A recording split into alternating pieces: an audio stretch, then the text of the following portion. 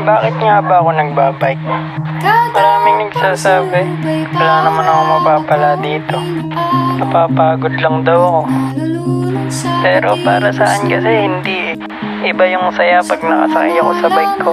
Kahit yung problema na mabigat, tanggal basta nakasakay ako sa bike ko. Marami rin akong natutunan nun mula nang nagbike ako.